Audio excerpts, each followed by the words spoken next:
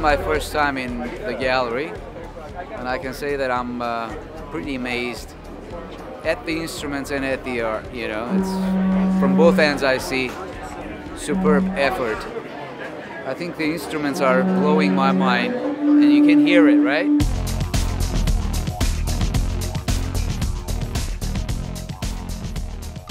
It's good that our culture is being spread. Like, it's keeping our culture alive by everybody learning about a didgeridoo. They then go on to learn more about the culture, even if they don't want to, because when you read about this, you read about our culture.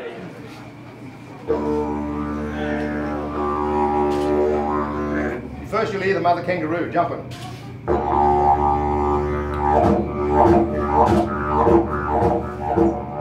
Well, I stumbled into the didgeridoo when I was looking for a product to make, to develop a life skills program around handcrafted goods.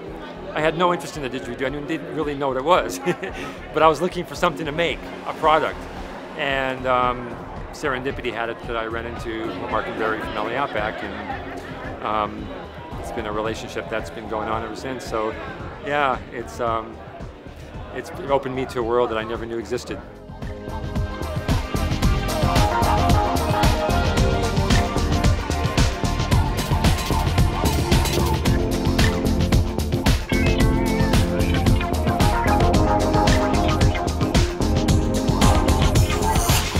Nowadays, didgeridoo is widespread, and we live in a decade where all contemporary bands mix and match different styles and sounds and instruments, so they are looking more and more to experience with new rhythms, new tempo, new sound, new formations, and how didgeridoo can be played along with modern electric instruments.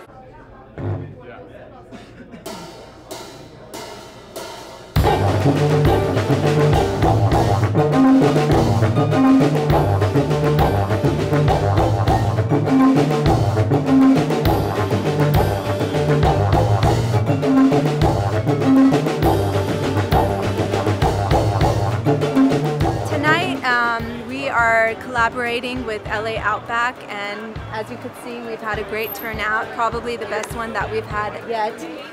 Well, the most significant thing about tonight has been just the clash of old and new.